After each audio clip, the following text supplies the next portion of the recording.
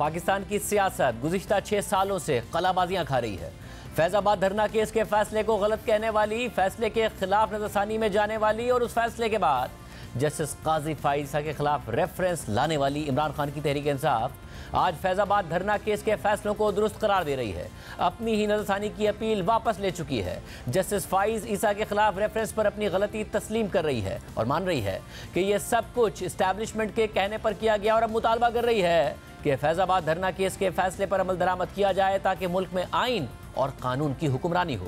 साथ ही ये मुतालबा भी कर रही है कि इस्टेब्लिशमेंट सियासत में अपनी मुदाखलत खत्म करे, इमरान खान की मकबूलियत को तस्लीम करते हुए उसे इस्टेब्लिशमेंट की कबूलियत से ना जोड़ा जाए और जमहूरी अमल को चलने दिया जाए। ये तहरीक इंसाफ के मौक़िफ़ में बहुत बड़ी तब्दीली है, गलती का बहुत बड़ा एतराफ़ है। तहरीक इंसाफ शफाफ इलेक्शन मांग रही है और इमरान खान के खिलाफ सियासी मैनेजमेंट पर मोतरज़ है। जनरल फैज़ हमीद के खिलाफ कार्रवाई की भी हामी है, जबकि जनरल बाजवा और जनरल फैज़ हमीद के एहतसाब का मुतालबा करने वाली नून लीग ने मामला खुदा पर छोड़ दिया है। कुछ देर पहले साबिक़ वज़ीर ख़ज़ाना इसहाक़ डार ने देखिए क्या कहा। मियां नवाज शरीफ साहब जब अभी रिसेंटली उनको जब सज़ा हुई थी, आपको याद होगा, मैं 2017 की बात कर रहा हूँ, और वो आसमान की तरफ देख रहे हैं और उनका वो मीडिया के सामने उन्होंने कहा था कि मैं अपना मामला अल्लाह के सुपुर्द करता हूँ। मेरे नज़दीक वो है मियां नवाज शरीफ का दिल और वो है मियां नवाज शरीफ साहब की सोच।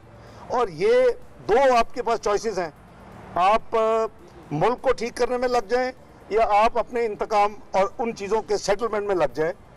मियां नवाज शरीफ साहब ने जैसे अल्लाह पे छोड़ा, मुझे आप तारीख में, पाकिस्तान की तारीख में इतनी जल्दी किसी को जो कल्प्रिट्स होते एक्सपोज कर होते हुए दिखा दें।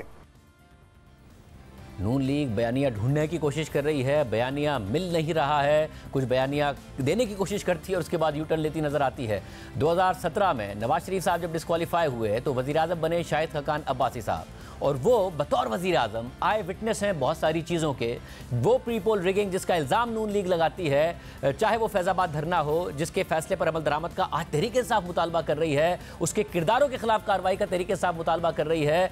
आज नून लीग क्या कर रही है और उस वक्त हो क्या रहा था, बाकायदा तौर पर सच क्या है, कहां पर नून लीग को खड़ा होना चाहिए। हमारे साथ साबिक़ वज़ीर आज़म शाहिद खकान अब्बासी साहब भी मौजूद हैं। भाई साहब बहुत शुक्रिया शो में ज्वाइन करने के लिए। भाई साहब एक टर्न अराउंड है, माजी से ये हुआ है कि तहरीक इंसाफ ने यह सीखा है कि वो कह रहे हैं कि जी मिनो अमल करें, फैज़ाबाद धरना केस पर या आइन और कानून की पासदारी के लिए बड़ा लाजमी है। जनरल फैज़ हमीद के खिलाफ भी कार्रवाई होती है तो की जाए, जो एजेंसियों के किरदार के हवाले से बात की गई उस जजमेंट में की जाए।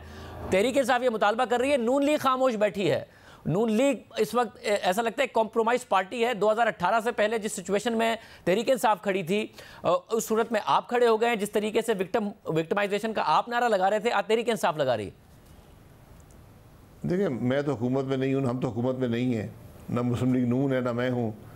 अगर कोई अदालत ने कार्रवाई कर दी है तो हक़ाइक़ की बुनियाद पर करे।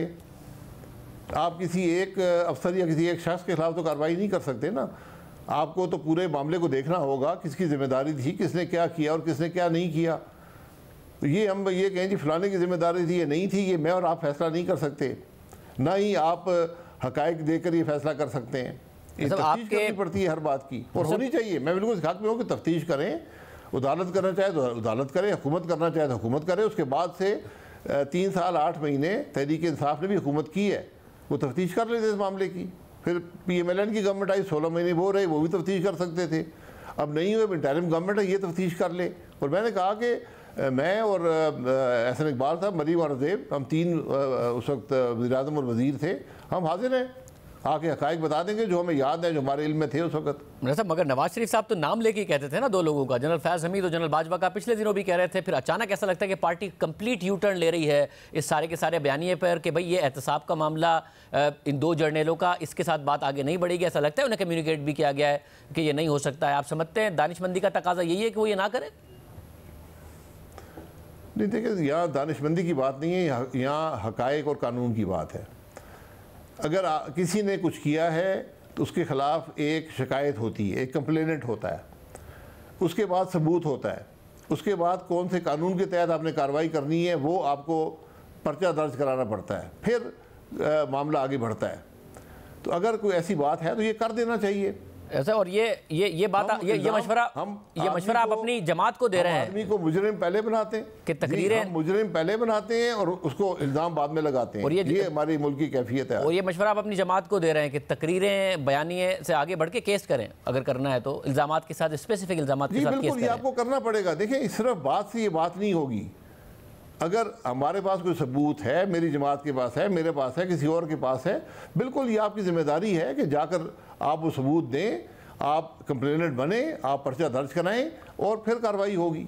ऐसा। मगर अब मसला ये कि आपकी जमात के पल्ले कुछ रह गया है इलेक्शन में, क्योंकि इस वक्त जो मामलात हैं, जब नवंबर से धरना आगे बढ़ता है तो आप बतौर वज़ीर आज़म एक और क्राइसिस फेस करते हैं, वो है बलूचिस्तान में हुकूमत गिराने का। आपकी पार्टी टूटती है, बलूचिस्तान अवामी पार्टी बनाई जाती है, सेनेट में आपके अपनी सीटों से महरूम किया जाता है, सेनेट चेयरमैन बनते हैं सजरानी साहब, और उनके बारे में बतौर वज़ीर आज़म आप एक राय देते हैं। उस राय के जवाब में इमरान खान कहते हैं कि वो आप अपने अल्फाज वापस लें और माफ़ी मांगें, वरना इस्लामाबाद की तरफ वो मार्च करेंगे। मैं आपके अल्फाज सुनाता हूँ, आपको ज़रा सुनिएगा।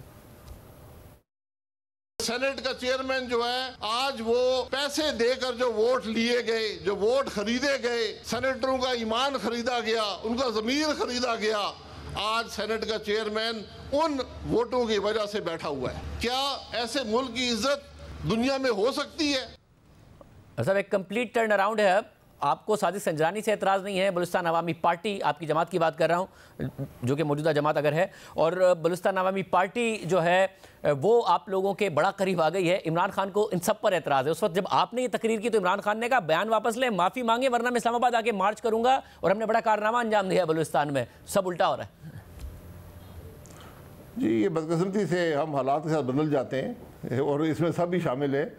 देखिए, गुजारिश ये है, ये मैं उस दिन भी इस बात पे कायम था, जितना अरसा मैं वज़ीर-ए-आज़म रहा, मैं सेनेट में नहीं गया, मैंने इनकार कर दिया। मैंने खुद देखा, मैं कोयटा गया, पूरी जो असम्बली थी बलूचिस्तान की वो गायब थी, मौजूद ही नहीं थी। वज़रा गायब थे, चीफ मिनिस्टर गायब थे, और सिर्फ एक खातून राहिला साहिबा जो उस वक़्त डिप्टी स्पीकर थी वो मौजूद थी, और गवर्नर साहब थे। तो हम तीन ने खाना खाया, पूछा कहाँ पर हैं, उन्होंने कहा जी हमें नहीं पता, सब लोग गुमशुदा हैं। तो ये कैफियत वहाँ पर हुई। सेनेट का इलेक्शन चोरी हुआ, सेनेट चेयरमैन का इलेक्शन चोरी हुआ, उससे पहले भी लंबी कहानी है। 2014 का धरना हुआ, डॉन लीग्स आ गया, पनामा लीग्स आ गया, 28 जुलाई 2017 का फैसला आ गया, मियां नवाज साहब की हुकूमत तोड़ दी गई। उसके बाद ये सब मामलात आपके सामने होते रहे हैं। तो ये बदनसीबी है कि आज अगर आप आज के जो हालात हैं, जो मुल्क के हालात हैं, ये अगर आप ये सब कड़ियाँ जोड़ना शुरू करें तो मैं तो 2013 तक की बात की, आप उससे पीछे भी ये बातें जाएंगी। मगर अभी तो पैदा नहीं होती, मगर पीछे तो जाए, मगर आगे इस तरह जा रही है कि आपकी पार्टी अब उन्हीं चीज़ों के साथ खड़ी है जिस पर 2017 में तनकीद कर रही थी। और नवाज शरीफ साहब जेल में था, आज इमरान खान साहब जेल में है। नवाज शरीफ साहब वापस आ रहे हैं तो वो ना गिरफ्तार होने को तैयार है ना। अब ऐसा लगता है कि एंटी एस्टैब्लिशमेंट बयानिए से भी पीछे हट गए हैं। जनरल बाजवा जो साहब का एस्टैब्लिशमेंट है, मौजूदा नहीं, उनके एहतसाब के बयानिए से भी पीछे हट गए हैं। पार्टी वजाहतें देती नजर आ रही है। बलूचिस्तान अवामी पार्टी आपके करीब है, सादिक संजरानी साहब आपके करीब हैं। ये सब उल्टा हो गया है। तो क्या आपकी पार्टी एक आइडियल पोजीशन में खड़ी है इस वक्त इलेक्शन लड़ने के लिए?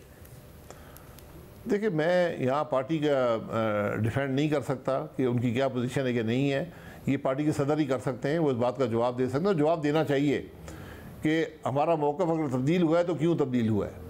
ये बातें बड़ी सीरियस हैं। अगर कल हमारा एक मौक़िफ़ था, आज उसमें बदल गए हैं, तो अवाम को बताना पड़ेगा क्यों उस मौक़िफ़ से हट गए।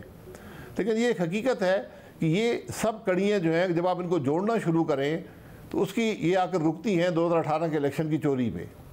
और 2018 के इलेक्शन की चोरी के बाद जो कुछ मुल्क में हुआ, आज जहाँ पर मुल्क खड़ा है, उसमें बहुत बड़ा हाथ उस सारी इलेक्शन का है और इन सब कड़ियों का है जो आपको नज़र आती हैं। आज जब हम मुड़कर देखते हैं तारीख़ में, तो ये सब हक़ाइक़, ये सब जो मामलात हैं, ये जुड़ते हुए नज़र आते हैं। साहब, मगर आप खुद कह रहे हैं कि भाई स्पेसिफिक बात करनी चाहिए, अशखास पर इल्ज़ाम नहीं देना चाहिए। फिर जनरल बाजवा, जनरल फैज़ पर इल्ज़ाम ना दें तो और किसको इल्ज़ाम दिया जाए? नहीं, आप बिल्कुल इल्ज़ाम दें ना, लेकिन उसका एक तरीक़ाकार है। आप जाके कंप्लेनेंट बने, जो भी बनना चाहता है, सबूत दें, उस पर्चा दर्ज होगा, जो भी कानून की दफ़ा हुई उसके तहत कार्रवाई होगी। ये तरीका होता है वैसे। मगर जनरल मुशर्रफ के, मैं माजरत से कहता हूँ कि सिर्फ ये कह देना कि फलाने आदमी ने ये काम कर दिया है, हम मुजरिम पहले बनाते हैं और इल्ज़ाम बाद में देते हैं, ये बात दुरुस्त नहीं होती। मैं इस बात के खिलाफ हूँ और ये हम सब के साथ हुआ है। वैसे फिर 2018 का इलेक्शन किसने चोरी किया था आप लोगों से और इमरान खान साहब के लिए? ये भी तारीख का हिस्सा है, ढूंढ ले जाके, उस वक्त इंटरिम गवर्नमेंट बता दे। और ये तो बाजवा साहब ने खुद तस्लीम किया है कि 2000 हमने हाइब्रिड सिस्टम बनाया है, हमने ये सब कुछ किया है। बाजवा साहब ने ये भी कहा कि मैंने इमरान खान साहब को जो मेंबर थे जब वो वोट ऑफ कॉन्फिडेंस ले रहे थे मैंने पूरे करके दिए थे। ये सब बातें रिकॉर्ड पर मौजूद है, मैं तो नहीं कह रहा। तो फिर नवाज शरीफ साहब कह रहे हैं तो आप क्यों कह रहे हैं कि ऐसे अशखास के नाम ने पहले मुजरिम नहीं बना देना चाहिए? अब आप खुद वही कह रहे हैं, उन्होंने किया सारा का सारा। नहीं, मैं कह रहा हूँ अगर हमने खुद एहतसाब का अमल करना है, अगर यही आज मुल्क के मसाइल में सबसे बड़ा मसला है तो बिल्कुल हमें कार्रवाई करनी चाहिए। मगर आप समझते हैं क्योंकि उसका एक तरीकाकार है, क्योंकि जनरल मुशर्रफ का एहतसाब करने का जब नवाज शरीफ ने नारा लगाया तो उसके बाद आपने देखा कि क्या हुआ। हमें नजर आया है कि जो साबका जर्नल्स होते हैं, आर्मी चीफ होते हैं, वो कुछ भी कर लें, इदारा प्रोटेक्ट करता है उनको। तो आपको लगता है कि इस वक्त भी मैसेज यही है उन्हें, या उन्हें ये पाथ लेना चाहिए और करनी चाहिए, एहतसाब पर बाकायदा तौर पर केस के थ्रू आगे बढ़ना चाहिए और लीगली आगे बढ़ना चाहिए? देखिए, ये उनकी चॉइस है, ये पार्टी की चॉइस है, मियां नवाज शरीफ साहब की चॉइस है कि वो कैसे इसको करना चाहते हैं। उन्होंने गुजरांवाला के जलसे में भी ये 2021 में बात की थी और वहीं से ये बात आगे चली थी। तो अब जो अगर कोई इसमें कार्रवाई करनी है तो फिर हुकूमत भी हमारी रही है, उसके अंदर कार्रवाई हो सकती थी, चले नहीं हुई। अब भी अगर ये समझते हैं कि ये कार्रवाई होनी चाहिए तो बिल्कुल हमें एक इसके ऊपर एक जो है शिकायत दर्ज करानी चाहिए, उसको कानून के मुताबिक थोड़ी कार्रवाई हो जाएगी। यही तरीका होता है, वरना ये बातें सिर्फ बातें ही रह जाएंगी। As of now Nawaz Sharif साहब वापस आ जाएं तो जो आपकी 16 महीने की कारकर्दगी है उसको भुलाकर अपने बयानिए पर कॉम्प्रोमाइज़ करके और मुस्तकबिल के प्रोमिसेस करके क्या वो वोट ले सकते हैं? आपको इलेक्शन बहुत मुश्किल नज़र आ रहा है नून लीग के लिए? देखें, जो 16 महीने की कार्रवाई है यकीनन उसका असर जो है वो पाकिस्तान मुस्लिम लीग नून के वोट पे पड़ेगा। वो जो 16 महीने की कारकर्दगी है उसका जवाब आपको बैलेट बॉक्स पे आवाम को देना पड़ेगा। लोग, वोटर सवाल करता है, उसके यकीन करें उसके जवाब हमारे पास नहीं होते, लेकिन जवाब देने पड़ेंगे और उसका यकीनन असर जो है वो इलेक्शन पर पड़ेगा। बहरहाल यही सियासत होती है, सियासी जो लोग होते हैं वो इलेक्शन में जाकर मुकाबला करते हैं, एक की फतह होती है, वहीं से बात आगे चलती है। लेकिन मैं गुजारिश ये करूँगा कि आज मुल्क के जो मामलात हैं उनका तकाजा है कि ज़रा इन सब बातों को एक तरफ रख दें, इनसे सबक ज़रूर हासिल करें, आज आगे की बात करें, आगे के रास्ते का तयन करें। आज ये मुल्क की ज़रूरत है। ये हम जो पुरानी कहानियों में पड़े रहते हैं, जो कुछ हो गया वो हो गया।